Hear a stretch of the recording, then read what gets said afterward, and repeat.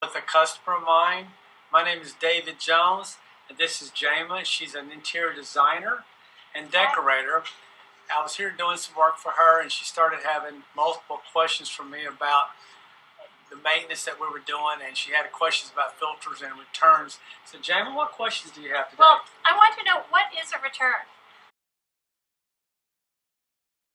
A return is where the air comes into the house from the supply and goes back through the system, returning back to the equipment. Well, I noticed that we changed filters today, and obviously we use several different sizes, so are there lots of different sizes, and why is this filter so good that you recommend it to me? Good questions. There's filter sizes really anywhere from 8 to 8 to 20 by 36. The reason for that, you got different homes, different size rooms.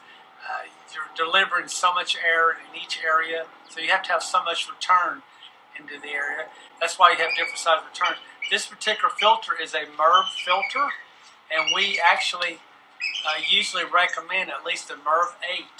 Okay, that's what we want to do. Oh, I see. And then what was this blue filter? We were looking at this earlier. This blue filter where did that come from? Is a low MERV rating filter. And MERV, by the way, goes from 1 to 16.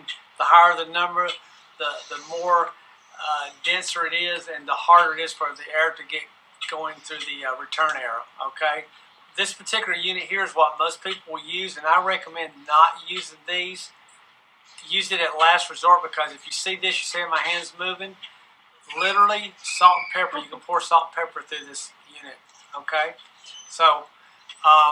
Don't use this if you're necessary. If you have to use it, just change it more often, like every 3 or 4 weeks. And another thing I want to point out is there's an arrow on this. I was going to ask, what is that little guy doing there? The arrow is the direction of the airflow back to the system. That's called a return arrow.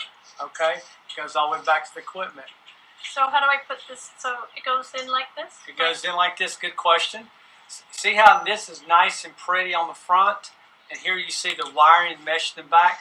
That's so as the air flows through here, it kind of protects it, because it's going to catch lots of particulate matter flowing through the air, and so over time this will get clogged. And so, like, I have a dog, so how often should I replace my filters? You know, if you have a dog, or if you live in a dusty environment, you're on dirt roads, you might want to change them every month.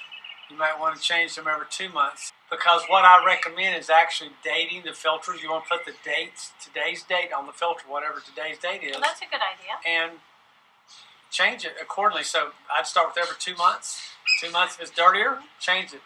If it's not dirty, change it every 3 months. And then I think you can set it on your thermostat. I think you did that. So then when it flashes, I notice mine's flashing now, so it's time to change.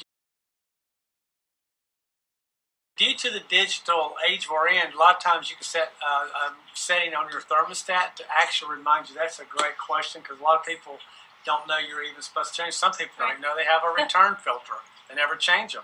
Okay? But if you have a flash, your thermostat will remind you, hey, change your filter. That's a good point, and I recommend that highly. So, can I change this myself? You can change it yourself, but I wouldn't recommend doing it if it's really more than about 8 feet, because there's a danger involved, especially on the higher ceilings. You should get a professional, somebody in the air conditioning business, to do this, or maybe even a handyman type person that can do that. Right. The best thing to do is, when you change out your system, is put one filter at your air handler itself. That way you don't have to change those every 6 to 12 months. You can buy those at Lowe's, Home Depot, Ace Hardware. Just about anywhere that you buy any kind of screws or screwdrivers, appliances, tools, you can buy those too. All right, that's great. Thank you, Dave. That answered a lot of questions for me. All right, very welcome. Thank you for being part of this interview today. No and folks, if you like this video, please share, please subscribe, and please comment. Thank you.